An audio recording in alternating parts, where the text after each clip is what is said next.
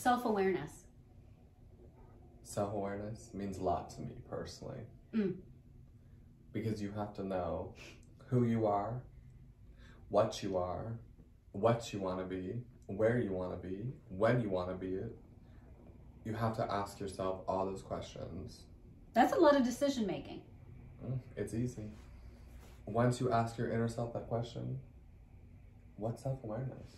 Where do I go with self-awareness? Yeah. How do I know how to define self-awareness? It's easy. Self-awareness is just saying, who am I as a person? But that's kind of hard though. Some people are so disconnected from themselves. That's true. So how do we get to that place of self-awareness? Trial and error. You have to discover what you want to do. Mm. What hobbies do you have? I know for me, moving from Germany to America was difficult. Different culture, different time, different vibe. Can I do the same things that I did in Germany? Can I eat the same way I ate in Germany? Are the ingredients the same? What kind of cars do they have? Yeah. Will my dog understand the English? Like, is the couches as comfortable? Are the plates as durable? Are the beds better? Are the buildings as nicely designed and sturdy? Is it as clean as Europe?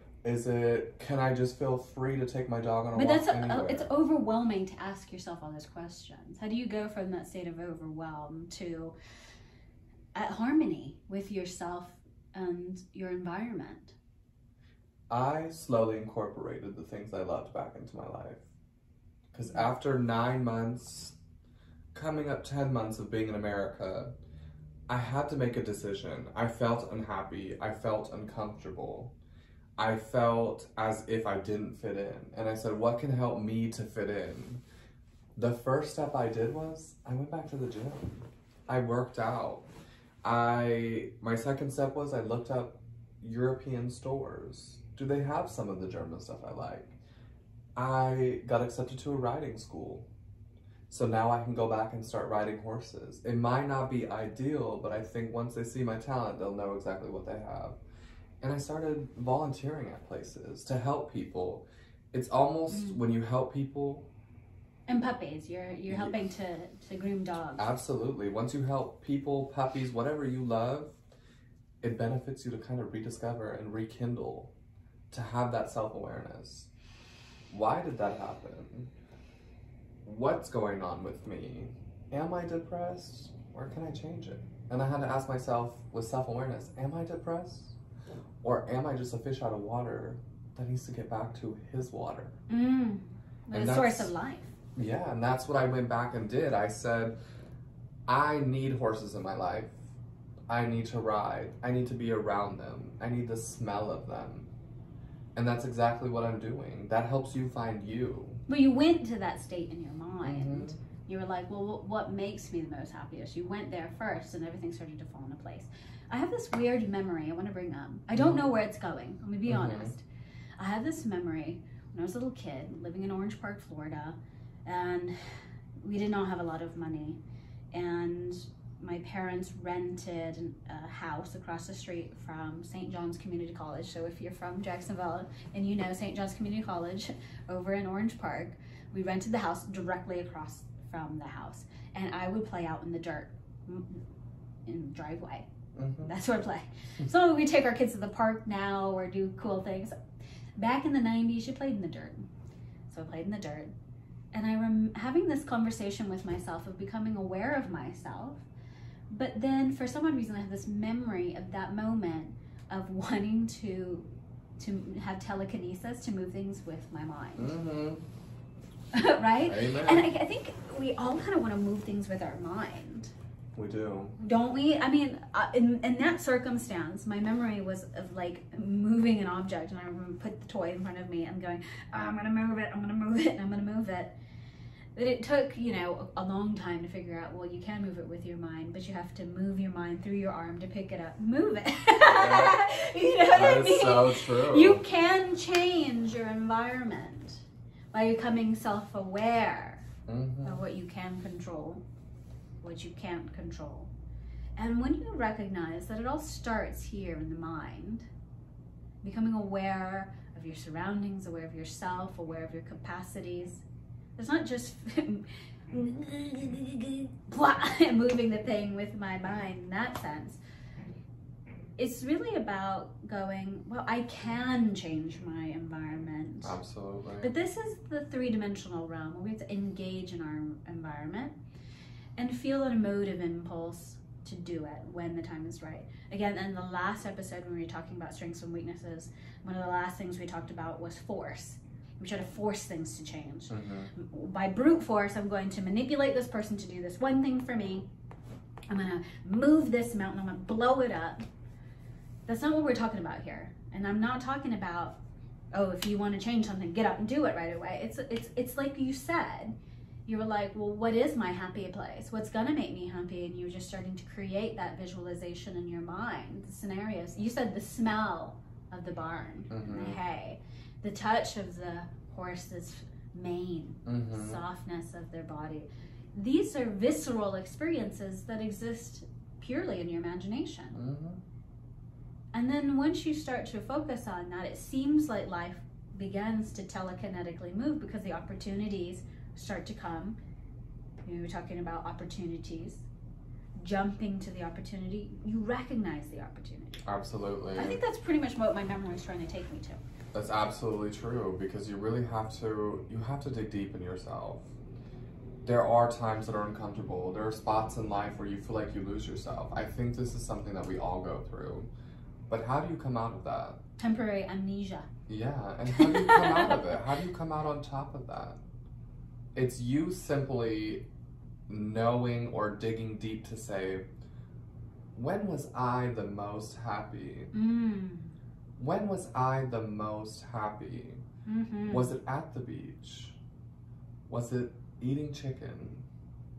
Was it driving my car on a long trip? Was it buying makeup or doing makeup? A lot of people in this day and age get lost in what makes the most money. What are other people trending on?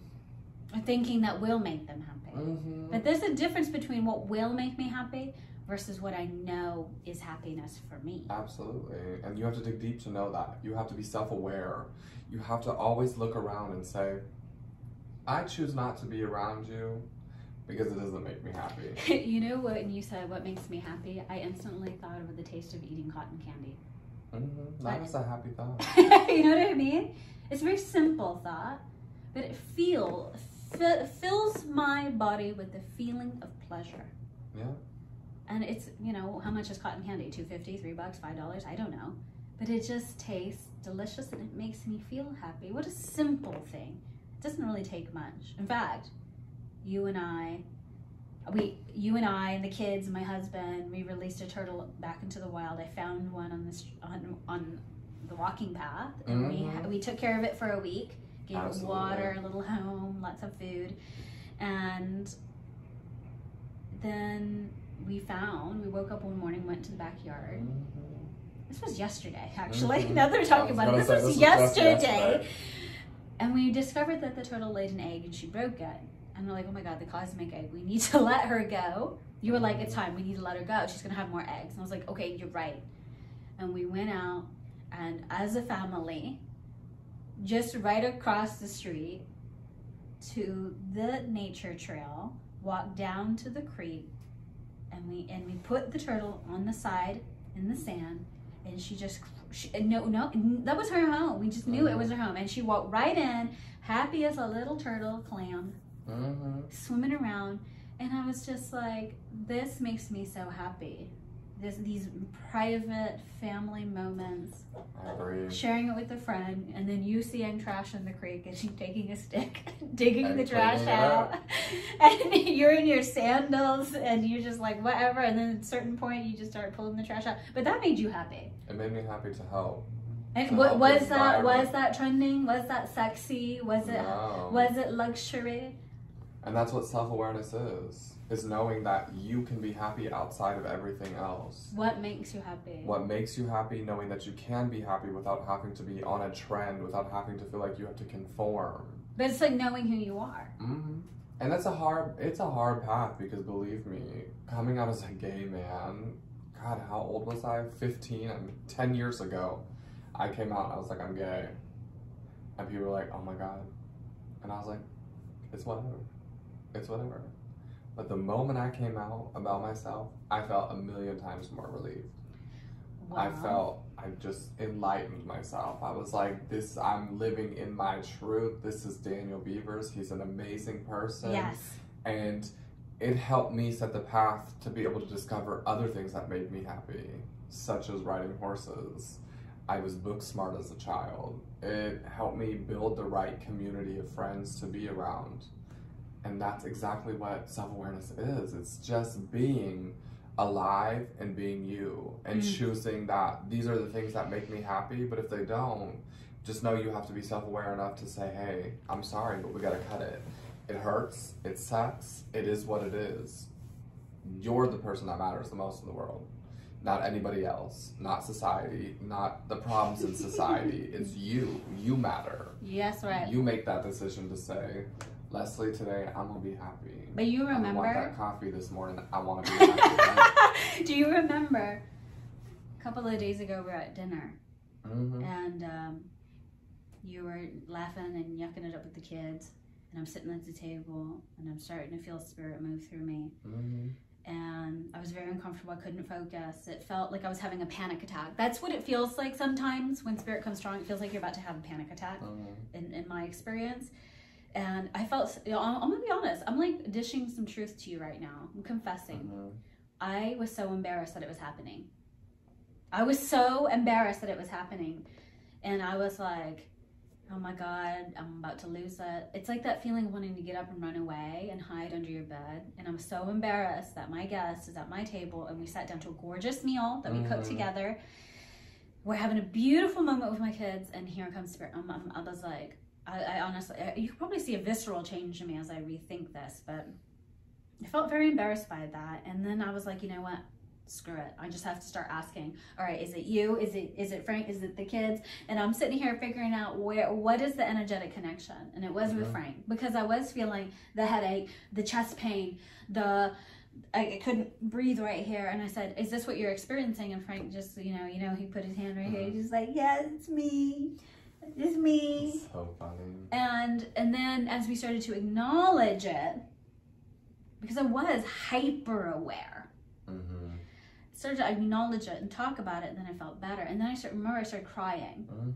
And I said to you, nobody understands what it feels like to sit here and you feel crazy, you hear the voice, you feel it feels like a panic attack in that particular circumstance. And it feels like you're going crazy, and you're sitting there and you just want to enjoy this moment.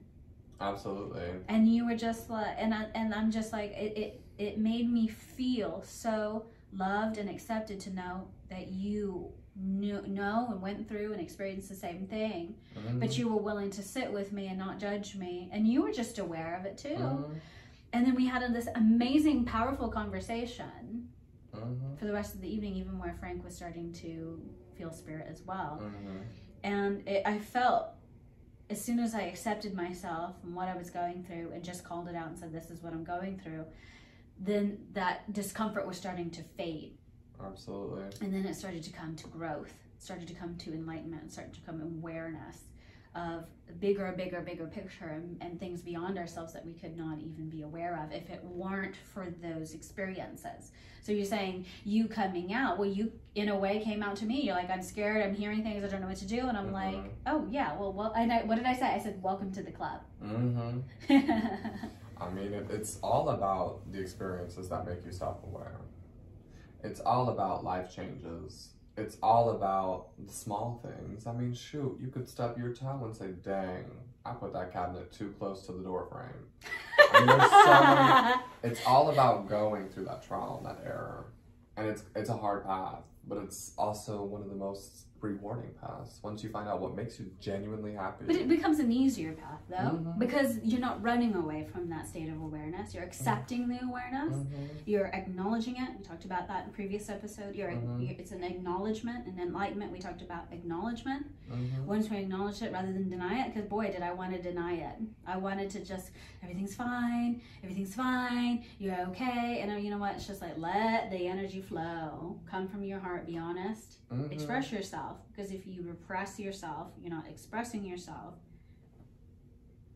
That's a big thing. You don't want to repress. You want to express, because expressing yourself is the truest form of yourself. Letting yourself be you is the truest form of you. I truly believe in that. I believe that if you are going to be you, do you. 110%. But be aware of it. Be aware of you. How it looks, how people accept it, all of that. Be aware, because it's all going to tie in together.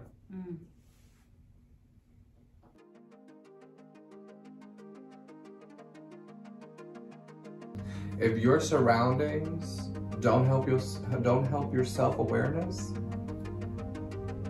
why be there? Way better than I could even imagine, but it was exactly what I had asked for. I think we have to be really aware of who we're asking for to come into our lives. You might think, oh, surroundings, oh, it means expensive, it means the best. It really is knowing who you are and what is your ideal for yourself. Your goal, your mission, your drive, whatever you want, that is your surrounding. Well, what was yesterday, today's fantasy is today's facts.